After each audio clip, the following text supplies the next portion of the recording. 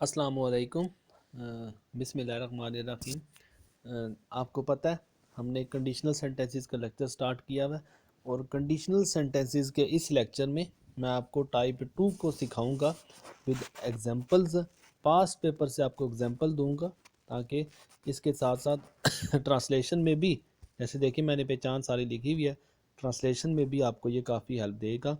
जो बच्चे ट्रांसलेट करते हैं उनको पता है अगर ऐसी ट्रांसलेशन आती है जो आपकी कंडीशनल से आती है, आपने पहचान के कि ये कौन सी कंडीशन है, 0 है, 1 है, 2 है या 3 है, उसके मुताबिक आपने इसे ट्रांसलेट भी करना है। ट्रांसलेट के लिए आपको मैंने 7 एग्जांपल्स उर्दू के साथ दी हुई हैं। देखें, बार बार मैं एक ही बात कहता हूँ, कंडीशनल सेंटेंस को सुनने के लिए, समझने के लिए आपको टेंसेस का आना, आपको फ्रेज क्लास में डिफरेंस पता होना बहुत ज़रूरी है। ये मैंने वीडियो अपलोड की हुई है। मैं हमेशा हर वीडियो में कहता हूँ मेरी वीडियो देखने से पहले आप काइंडली उससे पिछला लेक्चर ज़रूर देखें। बहुत सी बातें कनेक्टेड है, मैं बहुत सी बातें बार बार रिपीट नहीं करता, इसलिए वो बातें रह जाती हैं। आपके काम की बहुत सी बातें होती हैं, पहले आप उन बातों को सुने, उसके बाद आप नेक्स्ट टेंस की तरफ मूव करें। तो चलिए मैं टाइप 2 को स्टार्ट करता हूँ। टाइप 2 में आपको पता होना चाहिए, एक साइड पे हमने पास्ट टेंस का यूज़ करना है। उर्दू में पहचान आप पास्ट इंडेफिनिट टेंस में आपको मैं बता चुका हूँ, पास्ट इंडेफिनिट टेंस, और दूसरी साइड पे आपके पास घा की गे का आएगा। टाइप 2 में देखें थोड़ा सा मुश्किल है, लेकिन अगर आप इसे अटेंटिव होकर सुनते हैं, तवज्जो के साथ सुनते हैं, तो उम्मीद है आप लोगों को काफ़ी मदद मिलेगी टाइप 2 को सीखने में। तो याद रखें, इफ़ क्लास और मेन क्लास आपको तब ही समझ लगेगा जब आपने क्लासेस का पढ़ चुके होंगे। आपको पता है कंडीशनल में हमारे पास 2 क्लासेस आती हैं, एक क्लास जिसमें शर्त बताई जाती है, दूसरी क्लास जिसमें उसका रिज़ल्ट बताया जाता है। तो चलिए, अगर हमें कैसे पता चलेगा कि ये टाइप 2 की है।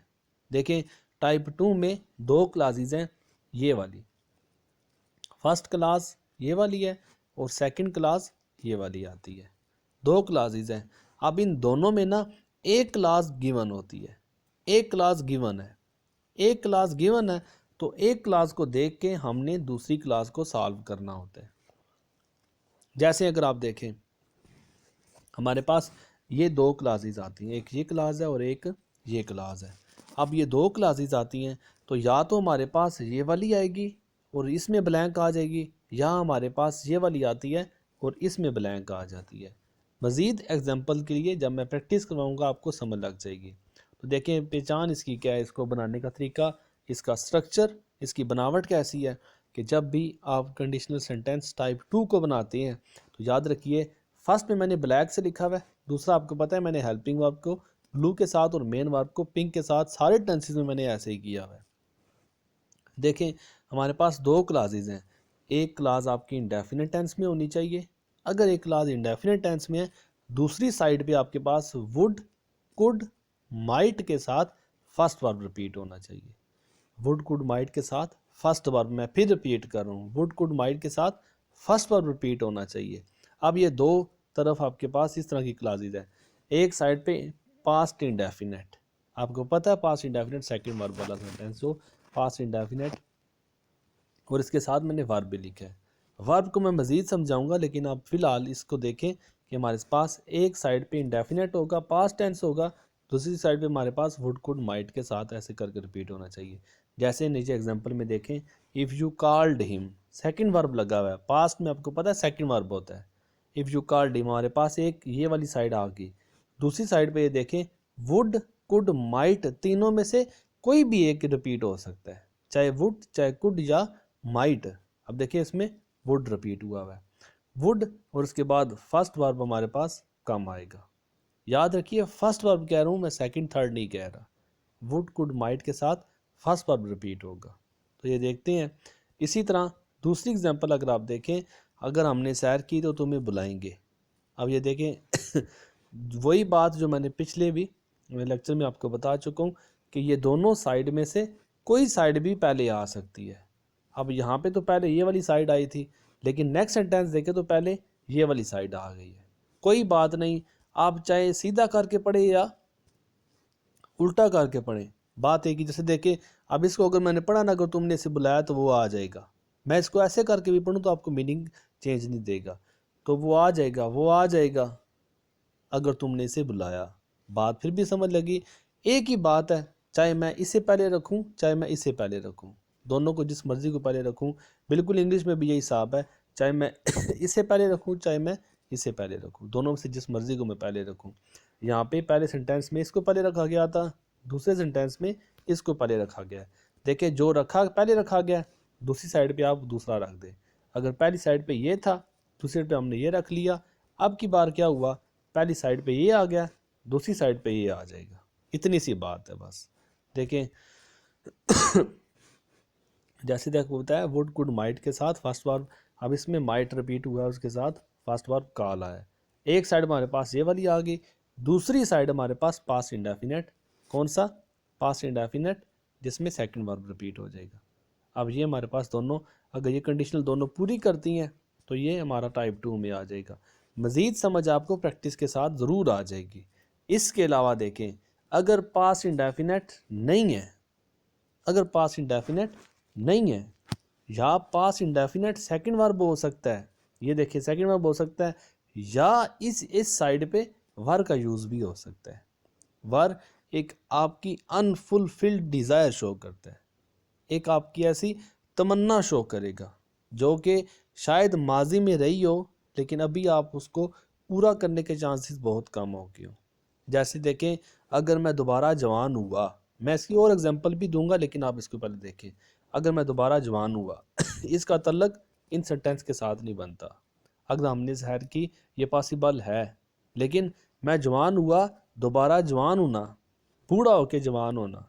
अगर मैं बच्चा हुआ, देखिए मैं दोबारा से बच्चा नहीं बन सकता, एक ऐसी चीज़ जो दोबारा आप नामुमकिन की तरफ बात कर रहे हैं, एक ऐसी बात जिसका दूर दूर तक पूरा होने का कोई सवाल पैदा नहीं होता। जैसे देखिए इस सेंटेंस में अगर मैं दोबारा जवान हुआ, हमने ये सेंटेंस आपके पूरा नहीं हो सकता, हमने ऐसे सेंटेंस को वर के साथ बनाते हैं, ना कि हम इंडेफिनेट के साथ बनाते हैं। इसकी एग्जांपल मैंने ऐड की हुई है प्रैक्टिस के दौरान, ठीक है। इतना याद रख लें। अब देखें इन दोनों में वाज़े फ़र्क समझ आ रहा है।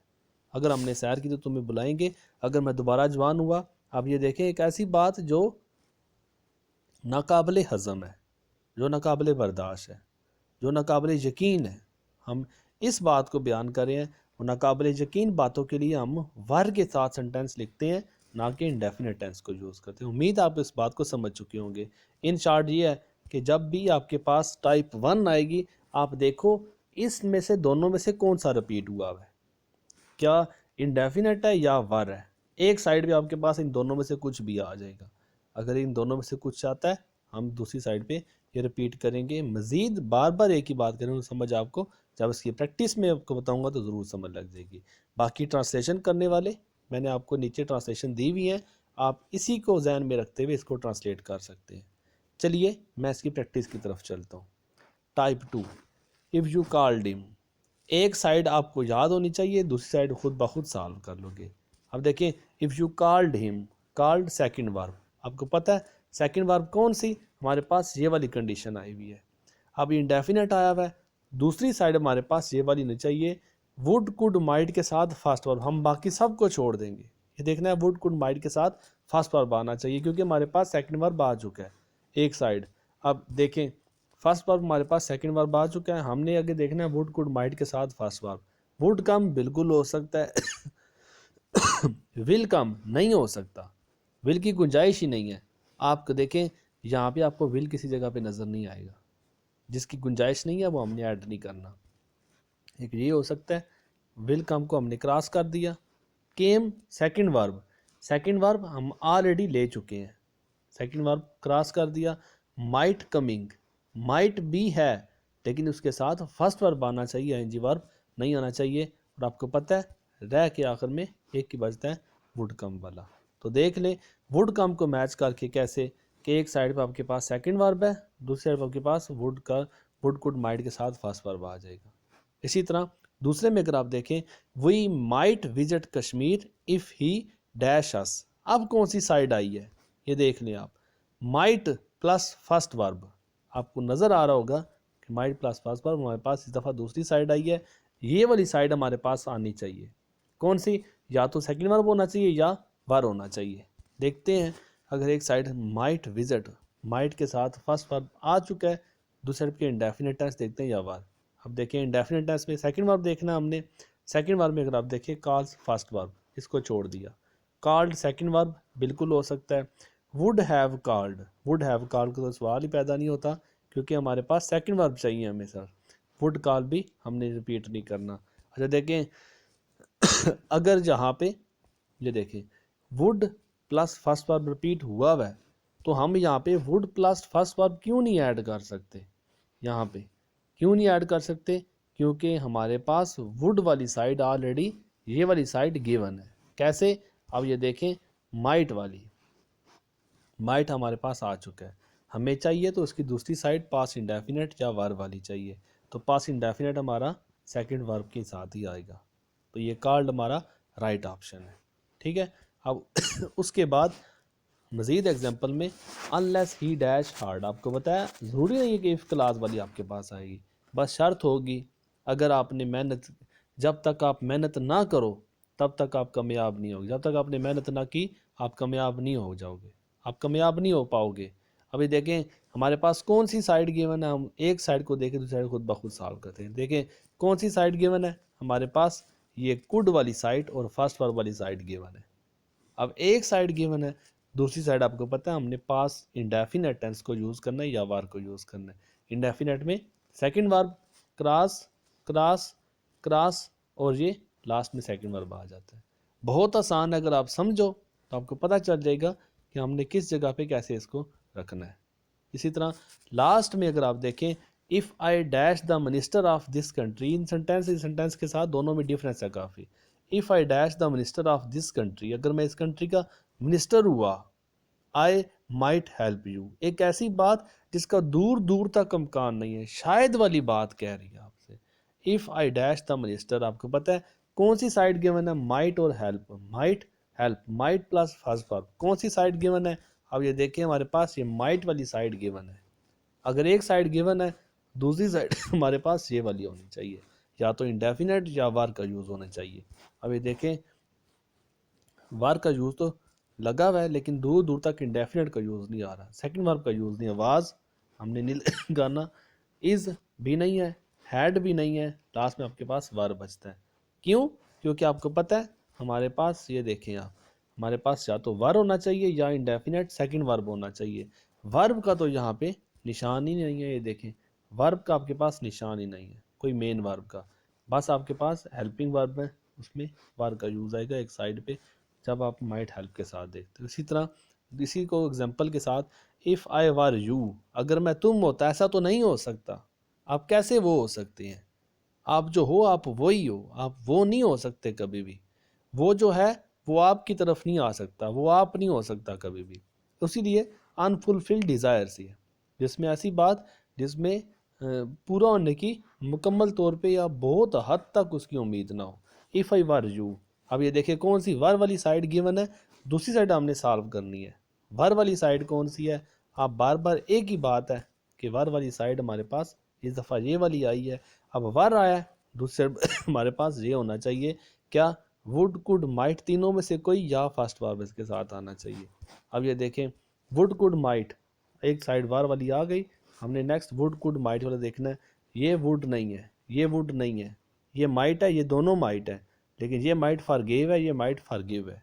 अब क्या करें, फॉरगिव लगाएं या फॉरगिव लगाएं, माइट के साथ सेकंड वर्ब आएगा या फर्स्ट वर्ब आएगा, आपको मैंने बता चुका हूँ माइट के साथ फर्स्ट वर्ब आएगा, तो हमने देखना है फर्स्ट वर्ब वाला कौन सा है, हमने उसके मुताबिक फर्स्ट वर्ब ऐड कर देना है। उम्मीद है टाइप 2 में आपको मज़ीद प्रैक्टिस के लिए आप अपनी की बुक को यूज़ करोगे, और अगर कोई बात ना भी समझ आए आप इसको बार बार सुने, इसको बार बार समझे। उम्मीद है आपके लिए ये वीडियो काफ़ी मददगार साबित हो। दुआओं में याद रखिएगा। अल्लाह हाफिज़।